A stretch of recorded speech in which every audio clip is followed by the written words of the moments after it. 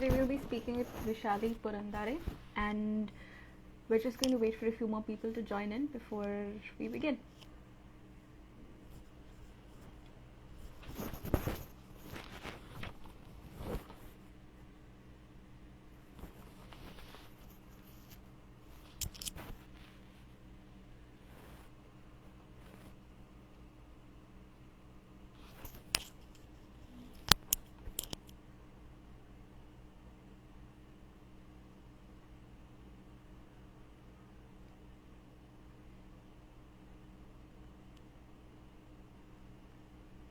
So, I'd like to start by saying good evening and welcome to Art1st Live. Thank you all for joining us. My name is Winona, and today we're speaking with Vrishali about Lowenfeld's stages of artistic development. The conversation is a part of our Educator series of videos, interviews, and conversations. We're learning with artists, artist mentors, and expert educationists as they break down classroom theory and pedagogical practices for your viewing. I'd like to start by introducing Vrishali, who is a postgraduate from the School of Social Sciences and Humanities at Shivnadar University and a graduate in sculpture from MSU Baroda.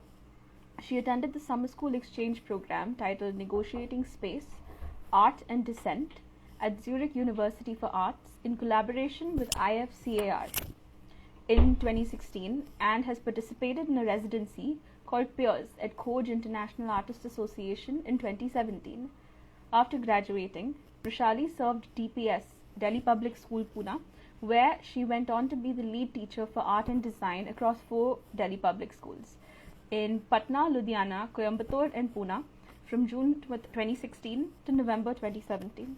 Her artistic practice in many ways draws from and builds up on relational aesthetics and how forests think.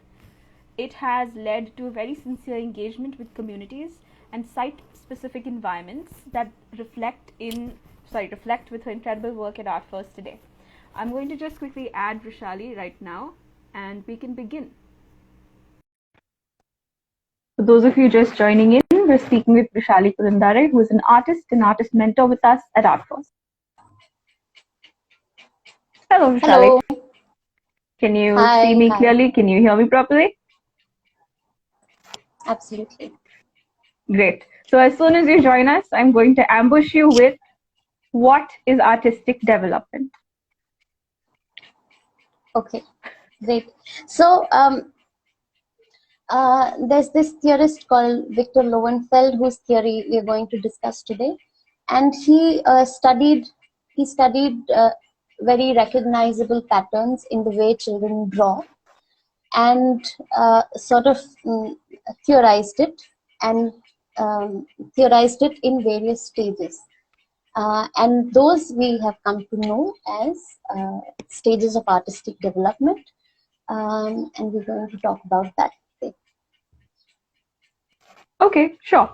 Before we get into that, can you talk about what perspective did he look at artistic development when he was working on it? Was it always meant to be in a classroom for young children, or is it meant to be used, I don't know, is it a classroom tool? Is it just something that is good to know? How is it relevant to educators? So what he does is he correlates the psychological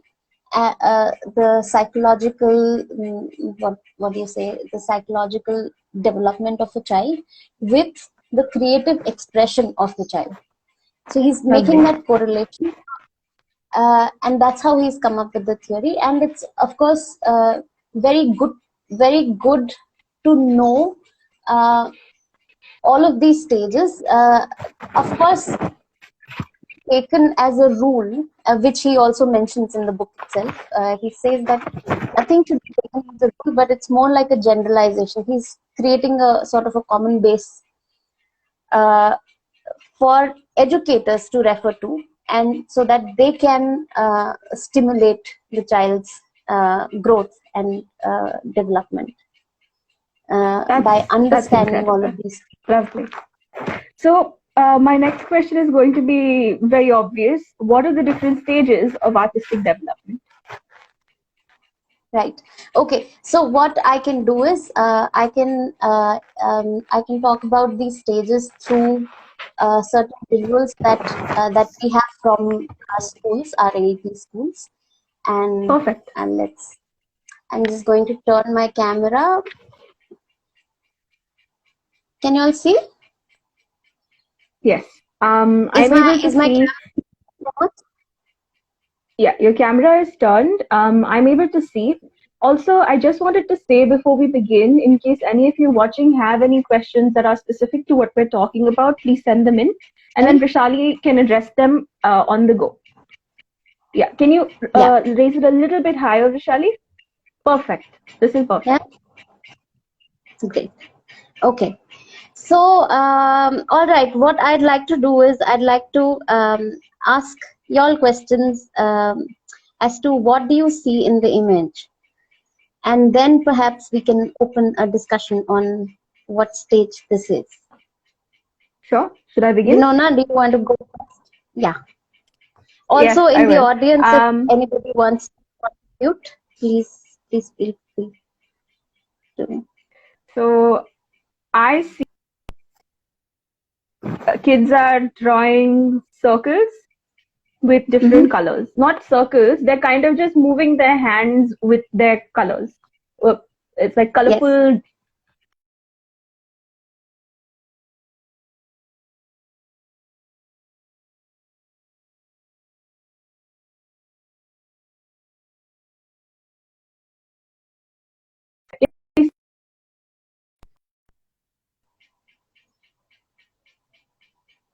Am I stuck or what is it? It was just temporary, Vishali. Your internet was a little slow, but we're back now. Can you hear me? Okay.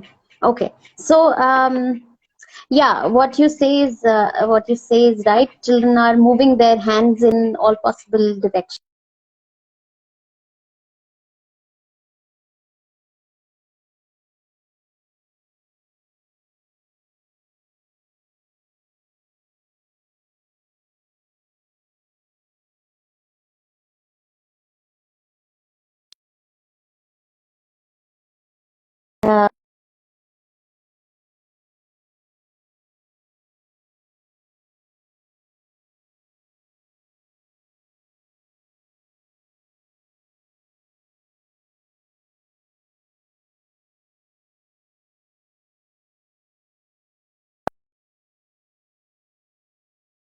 Motor skills, right? Okay.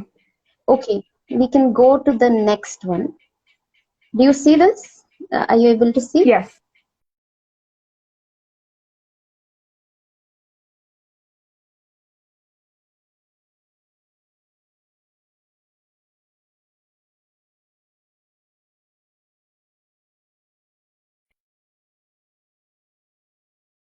The child is just making marks.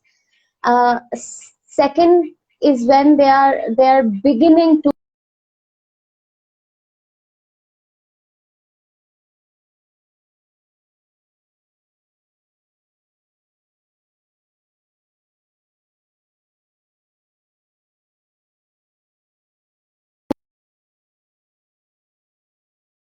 Here the scribbles you see start sort of taking a form, right? Do you All see? right. You see there?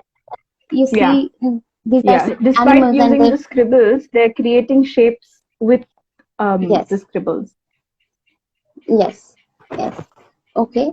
Then this is just to show you all the size of children who are doing this kind of work. Um, okay. So it starts at Then a very young age, right? Even with just with respect of it's the moment somebody picks up a pen and like decides to start working on absolutely. just exploring with various materials. These are the sort of stages Yeah. of they follow. So it usually is a very young little child. Yeah. Okay. Yes. So Victor Lowenfeld has given an age bracket for each of these stages, but of course, in our classroom observations, we see that the age groups, it actually really is very a very individual stage of development. So because this is a Understood. generalization, he's put an age bracket to it. But from our observations in classrooms, we see that children in the same class, one child may be in one stage, and the other child in the same class may be at some other stage of development. Absolutely. So not mentioning the age, just just a visual, this one of reference of what the All right. children look like. Then this was scribbling stage. Now this, Mm-hmm. what do you see? What do you see? Based on what we just saw, we moved on from the scribbling stage to make more, I don't know, to make more objects out of better defined shapes.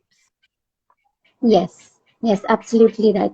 So absolutely right, and that is what it is. They are beginning to make a visual connection. They're developing their ideas of a visual, and just start representing humans or animals. Um, uh, if I may use this language, it looks सब चीजें अंडे जैसी दिखती हैं, everything is round, everything. yeah, yeah, it's a very very characteristic this one of this stage, which is called pre-schematic stage. Okay, and here Okay. by schema we mean a visual idea, an idea of visual representation. So this is pre-schematic stage. Okay, Got it. then this is one more example of pre-schematic stage, and this Pre-schematic is stage. this is a brilliant exploration that we do with children, with material. And so there's jute, there is the waste from homes, the scrubbers that you see, and a lot of more. Mm-hmm. Okay, moving on. This so if you notice, this from this to this is Mm-hmm. quite a jump, Right. right? So here, see here, tell me.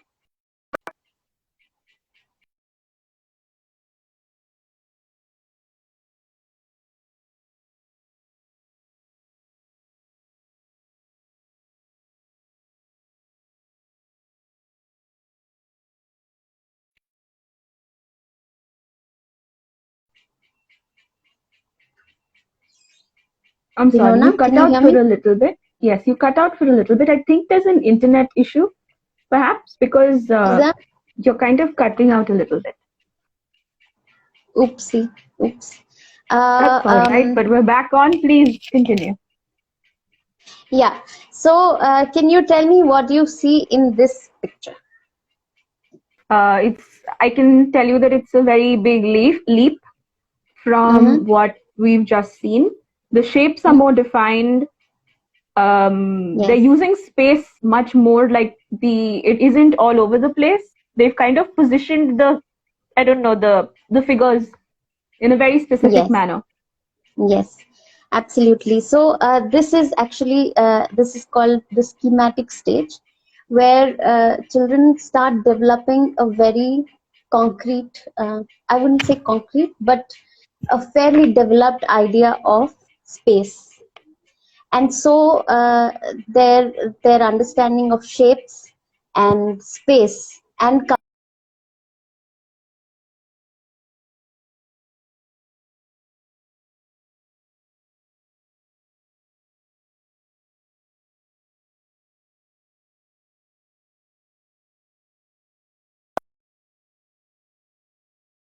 are depicted.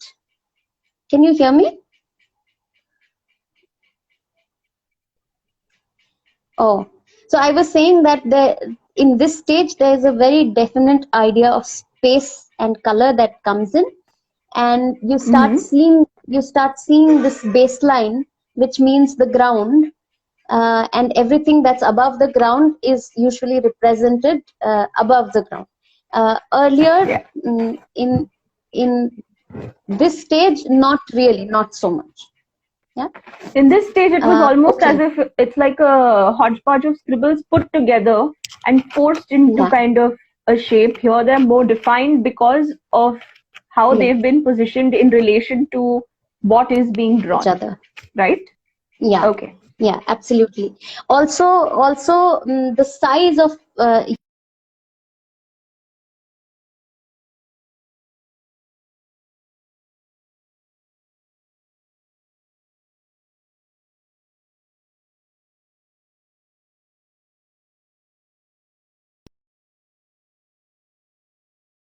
experience. Okay, then we can. Oh, this is it's the same stage, but like I said, children in the same class can be at different stages of artistic development. Mm-hmm. And this is where you see a very definite association with color. So they are looking at their own skin tones and making their portrait. Also shapes and patterns, and They're more developed and they're more defined with how they express them. But so I have a question that I'd like to ask you, but that's only once we get done with. I think there are 2 more stages left. yes, yeah. Okay. Yeah, so I'll quickly move on to the next one, and this is the same example of.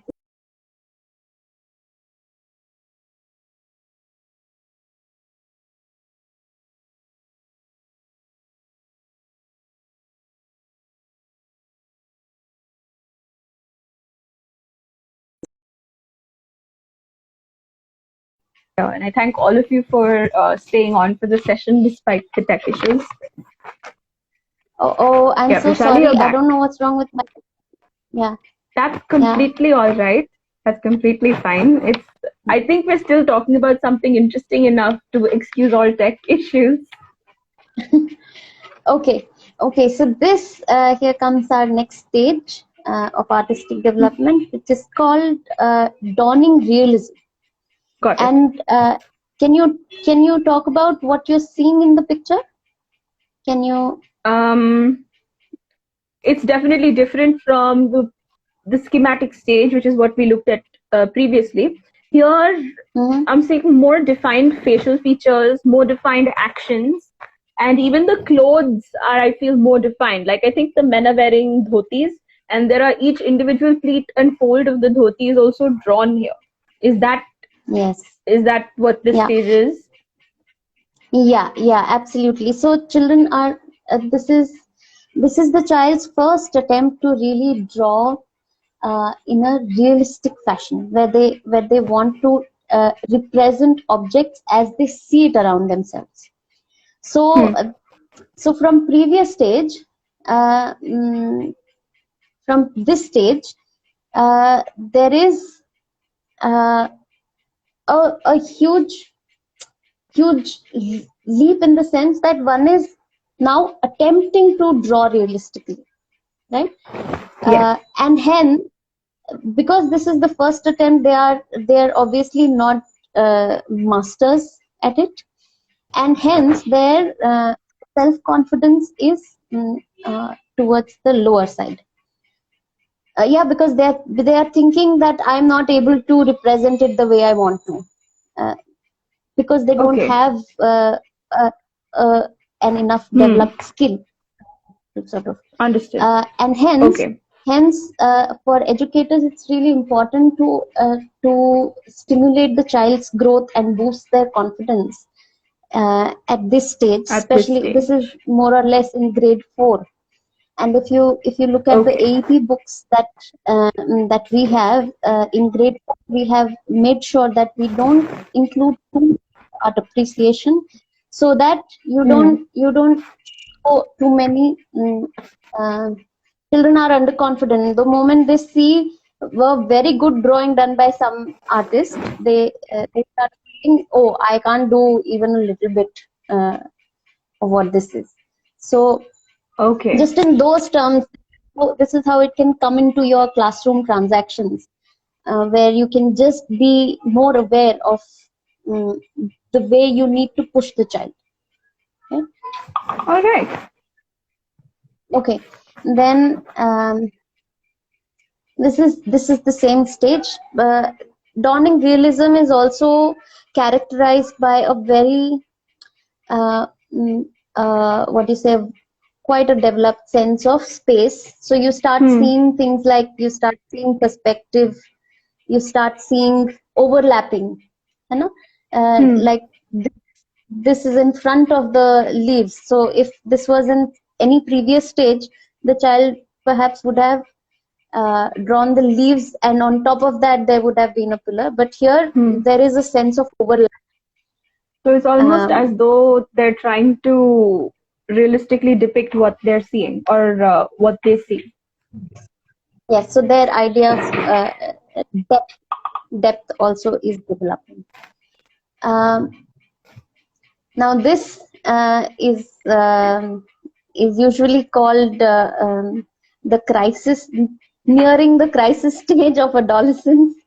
Okay. Yeah, which is a very bad way of putting it, but that's how it has been looked at in the history of art education. I feel differently about it. Maybe we can talk about it some other day. But I'd be very interested to do that. Yeah, so this is a pseudo-naturalistic stage where, if you can see, Yes. the children are again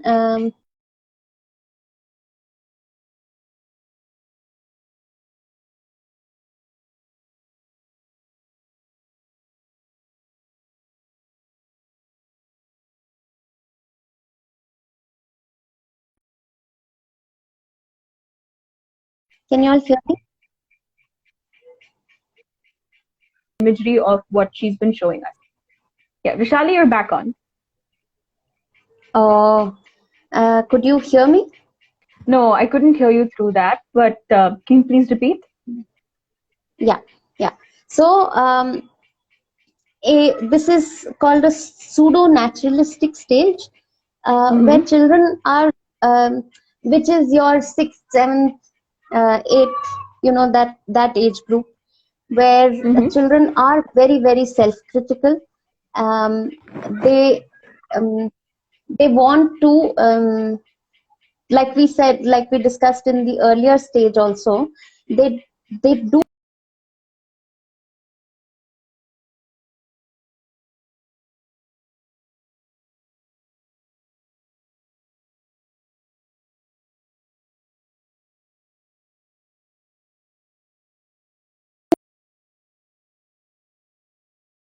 all the hormonal change that is happening.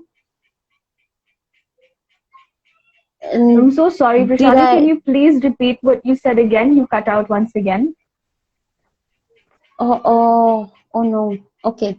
So, until where did you hear me? It's right as you were going to begin. Oops. Okay. So this is pseudo-naturalistic stage.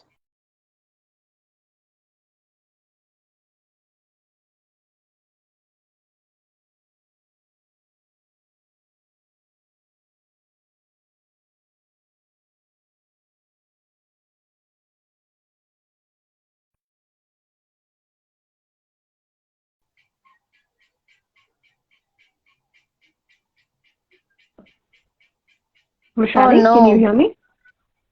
Yeah. Now I can. So you were saying this is the pseudo-realistic stage where, Yes, and I think you were connecting it to the crisis stage where the children tend to be, this is right after the children get very, very critical of what they make and how they make, right? Yes. They're extremely critical of what they're doing, how they are making, whether they are able to make something very realistically or not, and hence they also start moving away from art because they feel very underconfident.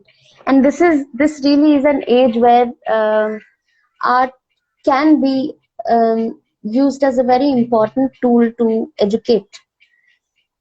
apart from it being a core subject, this is also a place where art can play a huge role in understanding what and how the child is processing their place in the world.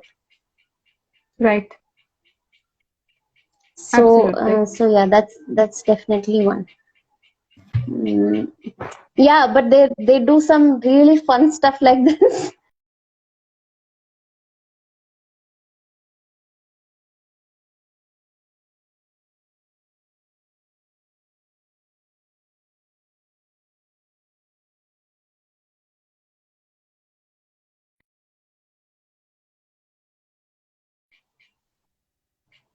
Yeah, you're back. Okay. Okay. All right. So I think the And what is the presentation, stage that comes after this one? Like, what is the final stage?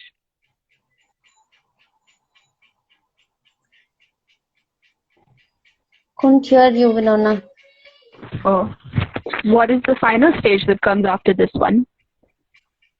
No, so this is the last stage that he has discussed in such great detail.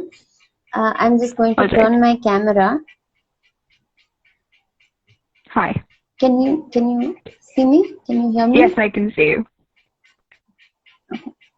So this is the last stage that that he sort of discusses, which is the pseudo-naturalistic stage.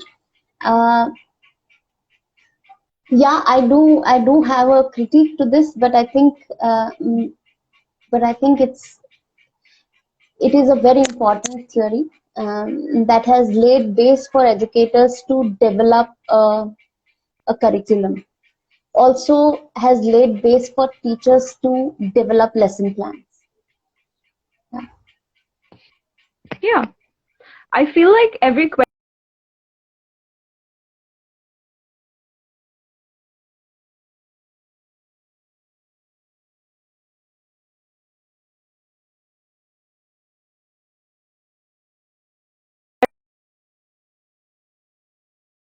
fire back. Okay. So I was just going to segue into the last question for the evening, which is, I feel like you've gone over why it is important to know what artistic development is. But when we talk about its relevance to the classroom, can you tell us a little bit more about why it's important, especially when you know it, when you need to use it in a classroom? Right. So, I think it informs a teacher's questioning skills by a lot. It informs the teacher's choice of words. For example, if let's say if the child is at the stage of dawning realism, what is the kind of question that I can ask? Maybe I can ask, what would you have done differently more often than than just saying that, than giving a feedback differently. So instead of saying that I think your figures look very stiff and whatever, you you give a feedback which is more productive, which is more which helps stimulate the child's growth. So it informs questioning, it informs the choice of words. It also informs the the level of complexity that one can introduce to an age group. For example, say portrait, right? Now, portrait can be subject matter for grade 1 to grade 10, or actually until the end of your life. But Right.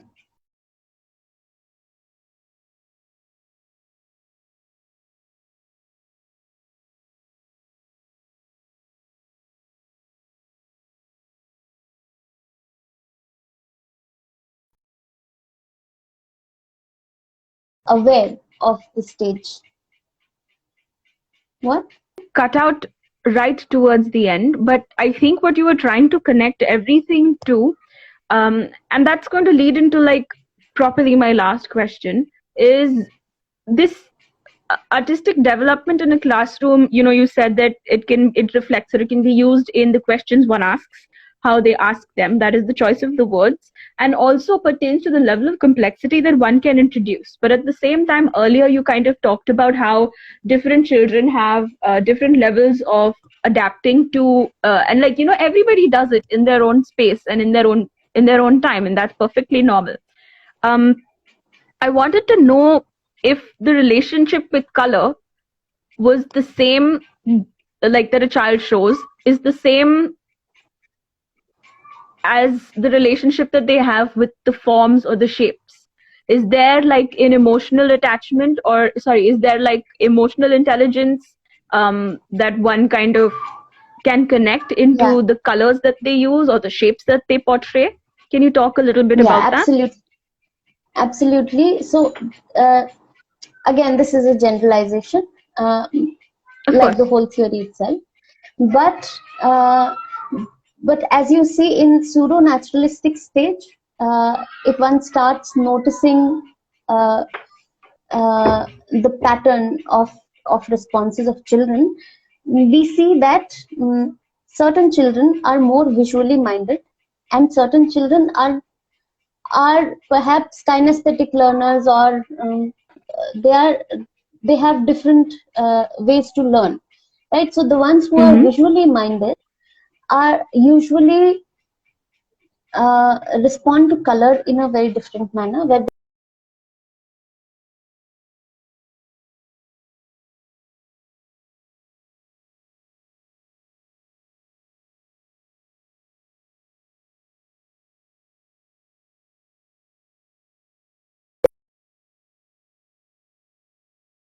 unrealistic or unnaturalistic colors to bring out their emotions. Right. But the visually minded ones are focusing more on space and depth and perspective and light and shade and all of that. So these are also differences that teachers can really pick up on and sort of utilize them to foster a student's growth. So this is the last thing that I'd have to say about what we've talked about today. It's almost as if knowing the different stages of artistic development can help you as a teacher gain more insight into how to help the child at the end of the day. So long as you know what you're looking out for and exactly what it is that they are showing through the work that they're doing in the classroom. And I think that's absolutely interesting, and thank you so much, Vrishali, for taking me through this so patiently. I really appreciate it. You're most welcome. I just want to add that also Victor Lowenfeld is one of the first people to have theorized this, and then this was followed by theories of artistic development by Piaget, Vygotsky. For those who really want to research further, maybe these can be interesting people also to look at. Absolutely. So Piaget, Vygotsky, until Judith Burton is a more contemporary art educator and theorist. So you can perhaps look up their work. So for those of you that are interested, please leave your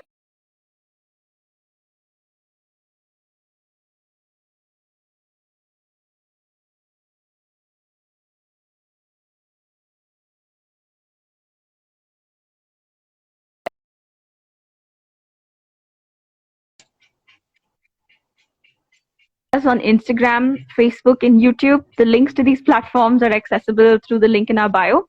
If you have any questions for Vrishali about today's session, or questions in general about art education, art integrated learning theories or more, please leave them in the comments that will be going along with the video, and we'll respond to them in the next session.